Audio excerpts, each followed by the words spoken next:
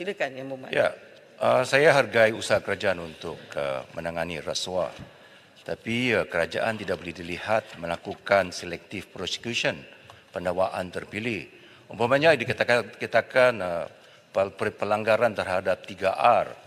Yang Berhormat Menteri Besar Kedah dituduh, diangkat dan didakwa atas kenyataan yang melanggar 3R. Tetapi beberapa ahli parlimen sebelah sana, Yang Berhormat Bagan juga bercakap yang bercanggah berlanggar dengan konteks 3R. Yang Berhormat Segambut juga bercakap melanggar dalam konteks pelanggaran terhadap konsep 3R. Beberapa kami di sini, di kalangan kami di sini didakwa atas kononnya melakukan rasuah, tetapi ada penyiasatan menteri sumber manusia umpamanya disilentkan kes sehingga sekarang.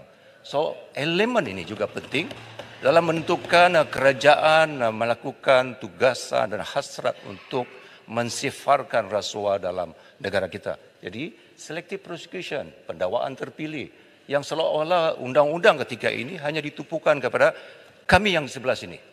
Di sana itu walaupun ada kes tetapi disilentkan. Yang itu penting, kebal. Dan tidak ada orang kebal dalam aspek undang-undang sama ada pelanggaran 3R, rasuah dan sebagainya. Itu elemen yang penting yang harus dijadikan sebagai pegangan prinsip kerajaan. Sebab itu bila kita katakan Yang Amat Berhormat mengarah SPRM. Ya, ada kuasa mengarah SPRM. Ada pengasingan kuasa antara agensi kerajaan dengan pentadbiran. Fine. Tetapi kita tidak mahu dilihat, kita tidak ingin melihat bahawa adanya pendakwaan yang terpilih yang dilakukan oleh kerajaan. Masih.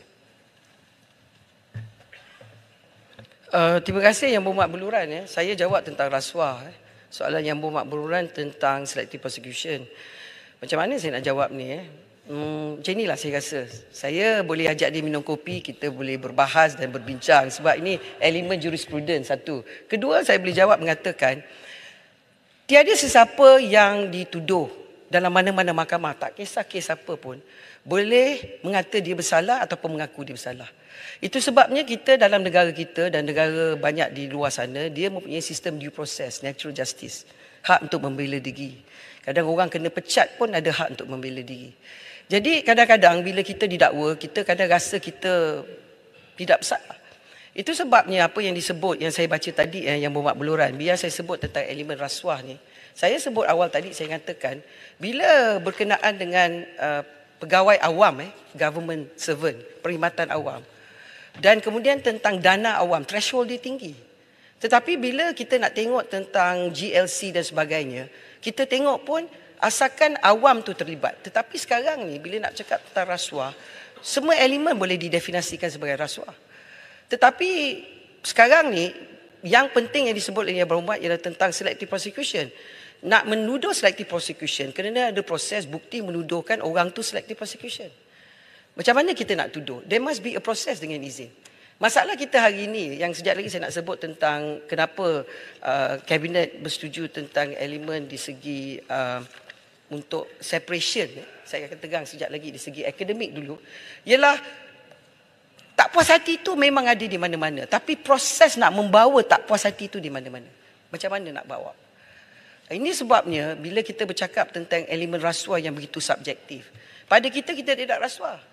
Saya kadang-kadang rasa sebagai ahli parlimen yang dah 5 penggal, elemen tentang kita nak memberi bantuan. Kadang-kadang orang boleh tuduh, oh beri bantuan kena rasuah, ni tak beri rasuah, itu adalah elemen rasuah. Tapi di segi memberi, dengan izin saya nak tegang pada Dewan. Saya bercakap dengan speaker kejap. Jadi bila kita bercakap tentang apa yang disebut sebagai bantuan, ahli parlimen memberikan bantuan, bantuan yang diberikan oleh kerajaan sebagai penyokong kepada kerajaan. Apa definisi rasuah yang adakah kerana mendapat undi? Itu sebabnya masa pilihan raya kita tak boleh berikan tawaran, itu yang SPR memberikan di guideline. Jadi tentang selective prosecution, saya percaya, pandangan saya ni belum lagi pandangan kabinet lah, bahawa perlu ada proses. Kalau kita tuduh kerajaan selective prosecution, agensi selective prosecution, AG selective prosecution, kita kan ada proses untuk membawa tuduhan tersebut. Saya rasa itu lebih adil. Kalau tidak, hakim jatuh hukuman pun kita tak puas hati. Ini sebenarnya jawapan secara general. Okay. Saya menjawab di segi SPRM tadi. Silakan Yang Berhormat Larut. Terima kasih atas jawapan yang Yang Berhormat berikan. Tuan Tua, saya nak menambah sedikit tentang apa yang rakan-rakan saya maklumkan kepada Yang Berhormat. Saya nak bagi contoh, Paguh sebagai contoh. Ini yang kita kata political persecution. Kerana daripada awal lagi kita dah tahu dah, ini tak ada kes langsung. Mengapa beliau dituduh? Semata-mata kita nampak seolah-olah ianya adalah untuk optik politik semata-mata. Sebab itu bila kita lawan dan kita bawa ke mahkamah, terbukti bahawa mahkamah bersetuju dengan apa pendapat kita, bahawa ini adalah merupakan sesuatu yang sepatutnya tidak langsung dibawa ke mahkamah. Ini adalah satu penganiayaan. Yang ini yang kita nampak seolah-olah kerajaan hari ini buat sesuatu tentang sembrono saja. Jadi banyak perkara-perkara yang seperti ini yang menyebabkan kita merasakan seolah-olah kerajaan ini tidak detail ketika menjalankan tugas. Kita pun ada juga di kalangan pegawai kerajaan yang bercerita dengan kita dengan tidak senang hati tentang apa yang berlaku. Ini susah. Kita jangan ingatkan bahawa segala semua pegawai yang ada itu boleh ikut dengar saja arahan. Ada juga yang tak setuju dengan sebab-sebab yang tertentu. Maka sebab itu kita memohon kepada kerajaan untuk berhati-hati dalam sikap nak menuduh sesiapa. Hari ini sama juga. Apabila Yang Amat Berhormat Tambun menjawab di Singapura, mengatakan bahawa apa yang berlaku hari ini adalah sesuatu yang telah dibincangkan bersama dengan AG. Apakah perbincangan untuk membebaskan seseorang itu mesti dibincang dengan Yang Amat Berhormat Perdana Menteri?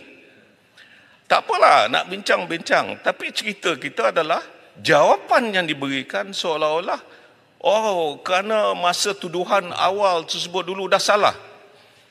Kalau tuduhan awal dahulu salah, apakah benar ada surat yang mengatakan ada kesalahan?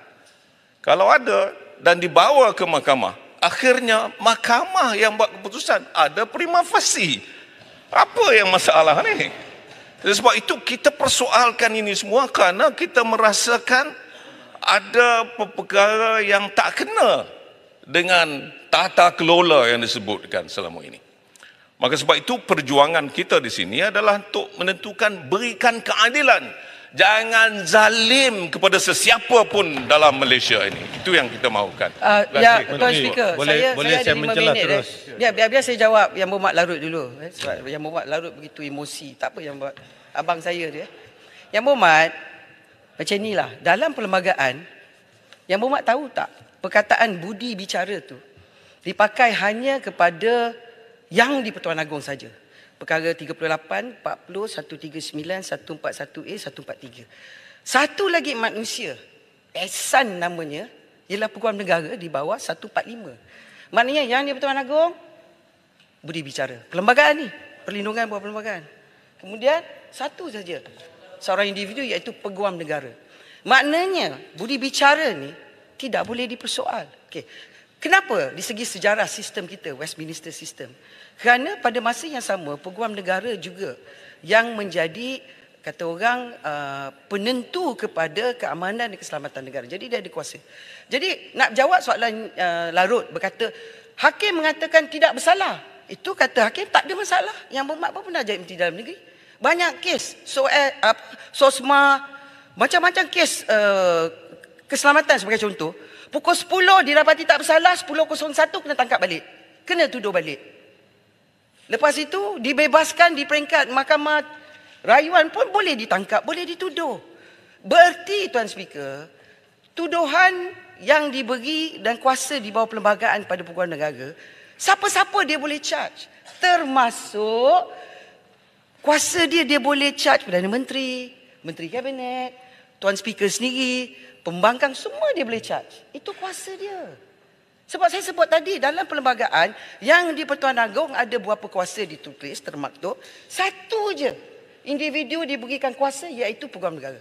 Tak ada langsung lah. Adanya dalam... Kejap, biarlah saya jawab. Yang Berhormat, dalam parlimen kena ada budaya. Tanya soalan, saya jawab. Relax lah. Saya tahu Yang Berhormat nak menunjukkan kebenaran. Tapi kalau tak puas hati, buatlah PC kat luar. Saya nak sebut satu je. Cakap apa pun dia tak puas hati. Relax lah. Bagilah saya nak jawab. Tuan Speaker, ini floor saya kan. Saya ni... Sekejap. Yang Berhormat, ini floor menteri untuk menjawab. Yang Berhormat lain tu kalau nak bercakap pun sila berdiri ya. Macam Yang Berhormat Muar. Ya. Silakan. Tuan Speaker, boleh tak ingatkan ahli-ahli, sabar tu separuh pada iman. Jadi sabar je lah. Dah lama sabar. Sabar.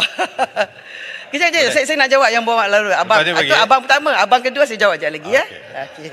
Jadi dalam perlembagaan tu. Jadi bererti di sini, setiap Peguam Negara ada kuasa untuk mendakwa.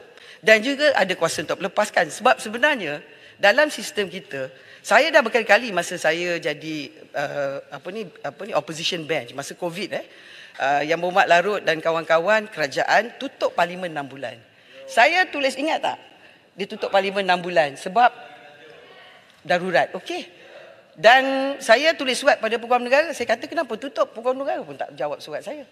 Dan saya tahu dia akan kata ni budi bicara saya untuk memberi nasihat kepada kerajaan. Itu hak dia. Jadi di sini pertama sekali, walaupun hakim membebaskan, tak semesti tak boleh dituduh. Pertama. Kedua, saya nak terang di sini, mana-mana orang yang dilepaskan dalam apa kes sekalipun.